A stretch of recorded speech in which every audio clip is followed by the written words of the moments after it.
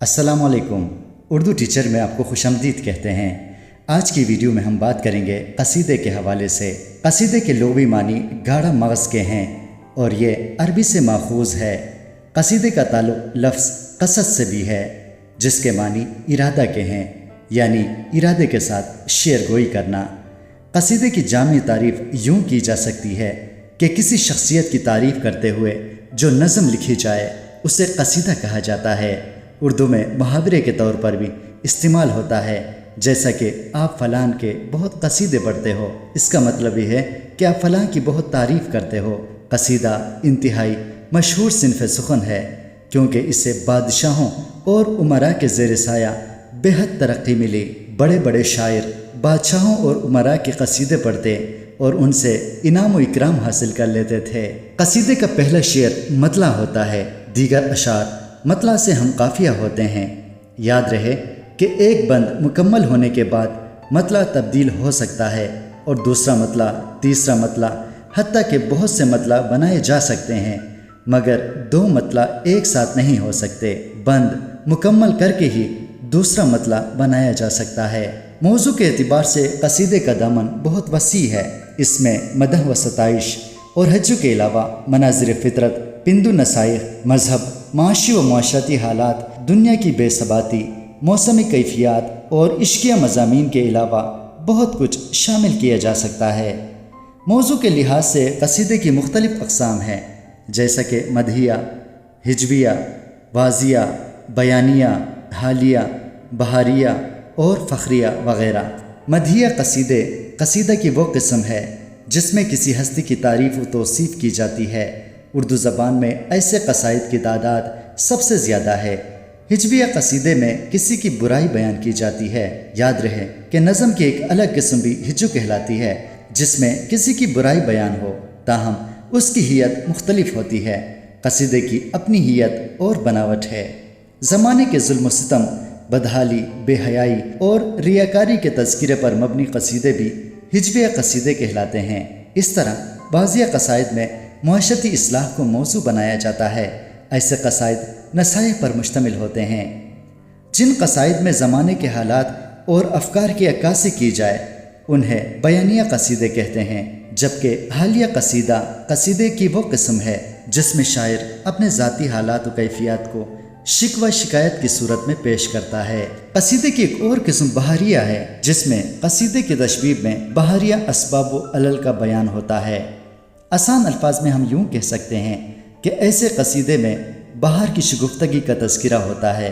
मिसाल के तौर पर, आराइशे गुल के लिए है जामे रंगीन, ज़बाइशे गुंचा के लिए है तंगे कुबाई, है नरगिस सहला ने दिया आँख में काजल, बरगे गुले सोसन ने धरी लब पे जमाई।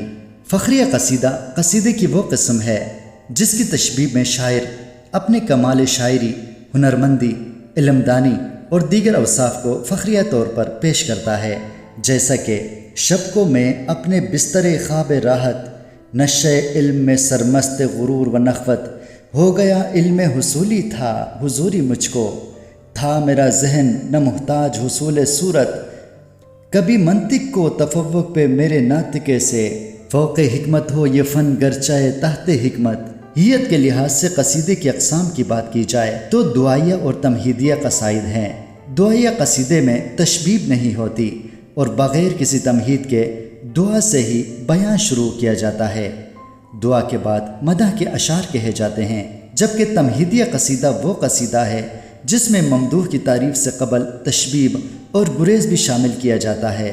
कसीदे के अज्ज़ाए तरकीबी की बात की जाए तो 4 अज्ज़ा हैं, जिनसे एक कसीदा पाए तकमील तक पहुँच जाता है। ये अज्ज़ाए तरकीबी तशबीब, गुरेज, मदह और दुआ हैं। जब एक शायर कसीदा लिखता है तो बराह रास्त वो तारीफ़ शुरू नहीं करता, बल्कि पहले एक समा बांध लेता है और उसके बाद ममदूह की तारीफ़ शुरू हो जाती है।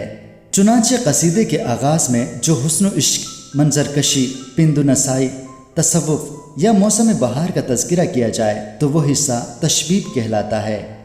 दूसरे हिस्से में एक कसीदा निगार कुछ ऐसे अशार कहता है जो तशबीब और मदह के दरमियान पुल का काम देते हैं, इसे गुरेज कहा जाता है। और तीसरा हिस्सा मदह جس میں شاعر ممدوح کی باقاعدہ تعریف کرتا ہے۔ یاد رہے کہ ہجویہ قصیدے کے اس حصے میں کسی کی برائی بیان کی جاتی ہے۔ قصیدے کا آخری حصہ دعا ہے۔ اس میں شاعر ممدوح کے لیے دعا کرتا ہے اور اپنی کیفیت بیان کر کے انعام و اکرام کا طلبگار ہوتا ہے۔